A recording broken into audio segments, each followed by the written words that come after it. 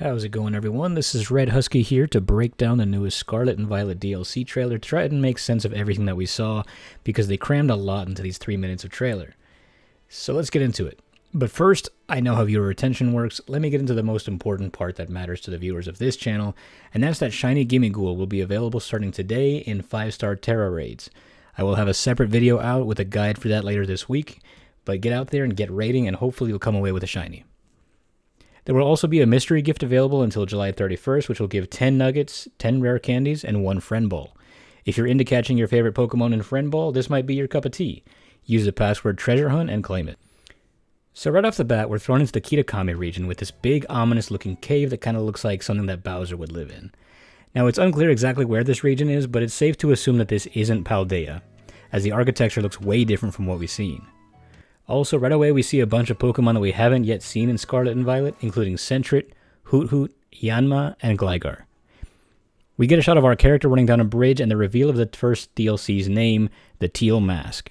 We then get a shot of Vulpix, Oricorio Sensu form, and Aipom. So right off the bat, lots of Johto representation, which really does fit the theme of feudal Japan, which Johto was inspired by. We get another reveal of 2 new characters in Carmine and Kieran, and more importantly, Poochyena. Great to see him again, the best dog Pokemon, don't at me. But we get our welcome to Kitakami, and we're told to eat dirt.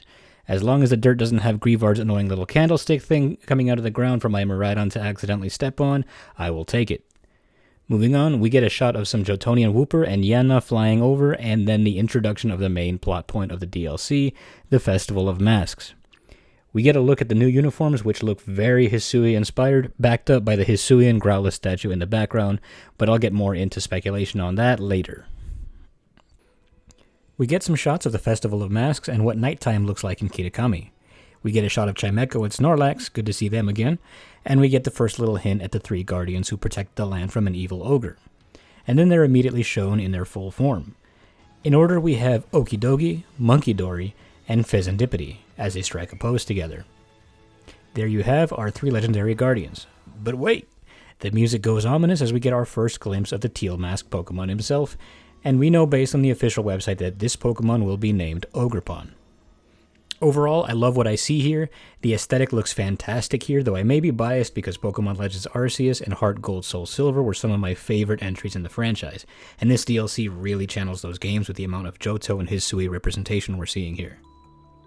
Moving on again, we get another glimpse at the second DLC coming in the winter, the Indigo Disc, where we're sent to the Blueberry Academy, and just based on the name alone, I also believe that this won't be in Paldea, as it would probably be named in Spanish if it was, similar to how Naranja and Uva Academy were.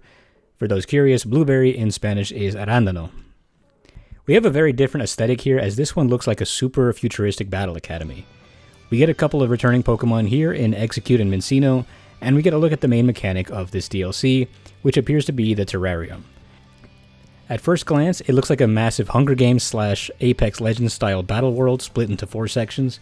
We see an ice biome, a mountainous area, a plains area, and what looks like a beach-ish kind of deal. A couple more returning Pokemon, we have Blitzel, Golett, Alolan Executor, and Seal. We then get some shots of what looks like some outposts and maybe an obstacle course, and a battle with another trainer where they send out Pyroars, and we send out Glamora and Whimsicott. Double battles making a comeback outside of that one gym? I'm in. We then get another shot of Metagross, my personal favorite pseudo-legendary, Reuniclus, Melodic, and a special emphasis on what is hands down the best Pokemon in the game, Flygon. Super excited to see it. Funny story, I almost didn't buy Scarlet and Violet when I saw that Flygon wasn't going to be in the game. True story. We then get a shot of Alcremie, which is great because I haven't finished getting all the forms, and I do not want to go back into Sword and Shield to finish that. Nice shot here of Flygon flamethrowing a poor innocent Scyther, but we'll allow it because Flygon is the best boy and he makes no mistakes. We move on to a couple of characters that we get to face off against, and one guy threatens us with a frying pan. I'm no rules expert, but I believe that's cheating. A guy sits at a table wearing a Mastiff on its back. If it were me, I would have left that jacket at home. And one final shot of the Blueberry Academy with a rainbow over top. Final shot of this trailer goes to the other big legendary revealed to us, and that is Terrapagos to close us out. This DLC looks super cool as well. I'm really excited to see what they do with the terrarium, and of course, I'm super excited to have 2 members of my BDSP team back in Metagross and Flygon. I will immediately be moving mine over from BDSP as soon as that's available. And that's the trailer. We got a nice look at both of the DLCs coming this year, and I'm hyped to see what it has in store for us here. I'm going to pass it off to my nephew here, who will close out the video. Thank you guys for watching the video. I hope you all have a great day. If you like the video, you don't have to like and subscribe, but we'll really appreciate it. I'll see you all next time. Have a good one. Which one looks better to you, the first or the second DLC? I think the second one, but that's just my opinion. Yeah, I think I like the first one better just because, like, yeah, I really love Pokemon Legends Arceus. And I think, like, the aesthetic looks better to me.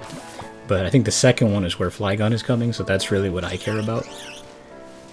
Which of the Pokemon that are coming back was your favorite? I would probably say maybe, I don't know, a Lone Executor. Solid, solid. I like him too.